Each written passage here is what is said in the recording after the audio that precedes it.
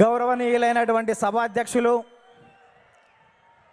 జాతీయ తెలుగుదేశం పార్టీ అధ్యక్షులు, భారత రాజకీయ ధృవతార మన ప్రియతమ నేత నారా చంద్రబాబు నాయుడు గారికి నిందలు, అపనిందలు, దాడులు, ఎదురుదాడుల మధ్య ఎదిగి యువగలమై నవగలమై జనబలంతో సాగుతున్న మన నేత, యువనేత నారా లోకేష్ గారికి, వేదికపై ఉన్నటువంటి అతిరథ మహారథులకు, సభా ప్రాంగణంలో ఉన్నటువంటి అతిథులకు, గ్రామాల నుంచి, గడపల నుంచి, తండాల నుంచి, తాలూకాల నుంచి, హైవేల నుంచి, బైపాసుల నుంచి, వివిధ రాష్ట్రాల నుంచి, వివిధ దేశాల నుంచి పసుపు జెండాలతో పయనమై వచ్చినటువంటి తెలుగుదేశం పార్టీ కుటుంబ సభ్యులకు, పత్రికా విలేకరులకు, మీడియా ప్రతినిధులకు, సోషల్ మీడియా సోదరులకు నమస్కారాలు.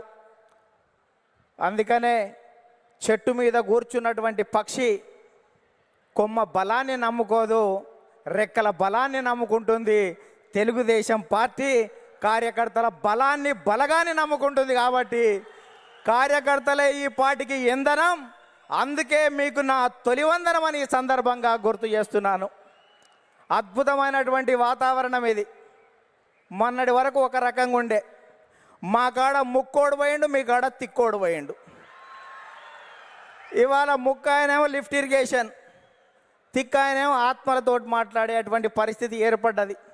ఈ సమయంలో జనం కోసం, జాతి కోసం, పేదల కోసం, బీదల కోసం మహానాడు ఏర్పాటు చేసుకొని అధికారంలో ఉంటే ప్రజలకు చేయవలసిన దాని గురించి, ప్రతిపక్షంలో ఉంటే ప్రజా సమస్యల మీద మాట్లాడేటువంటి ఈ మహానాడు వేదికపై, ఈ మహత్తరమైన వేదికపై తెలుగు జాతి విశ్వఖ్యాతి అనేటువంటి అంశం మీద ఈ తీర్మానాన్ని బలపరిచే అవకాశం ఇచ్చిన బాబు గారికి ధన్యవాదాలు.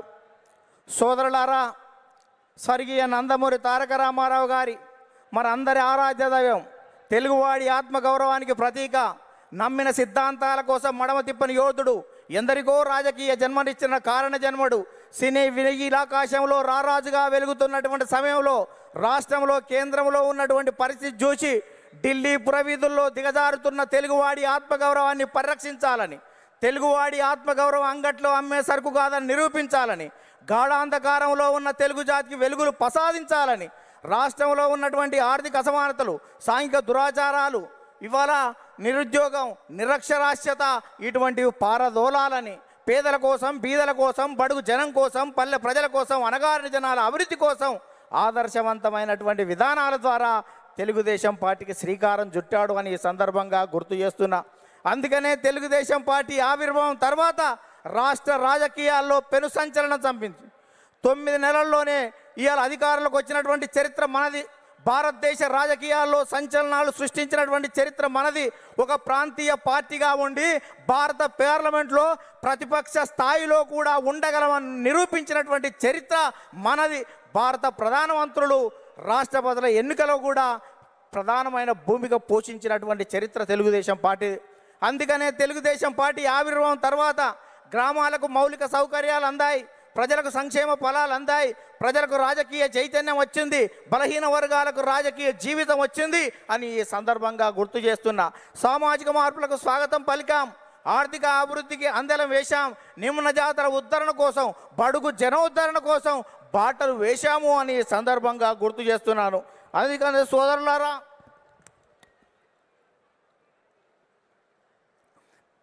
బడుగు జనోద్ధరణ కోసం బాటలు వేశాం. అందుకనే గతంలో రాజకీయాలు భూస్వాములు, ఆసాములు, జమీందారులు, జాగీర్దారులు, దేశ్ముఖులు, దేశ్ పాండేల కబంధ హస్తాలలో ఉన్నటువంటి రాజకీయాన్ని గరీబోళ్ళ ముంద ఉంచినటువంటి చరిత్ర తెలుగుదేశం పార్టీది.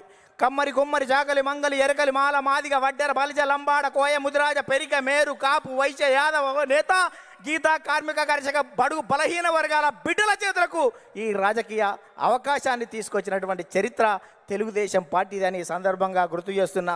అందుకనే స్వర్గీయ నందమూరి తారక రామారావు గారు 2 రూపాయల కిలో బియ్యం పెట్టాడు.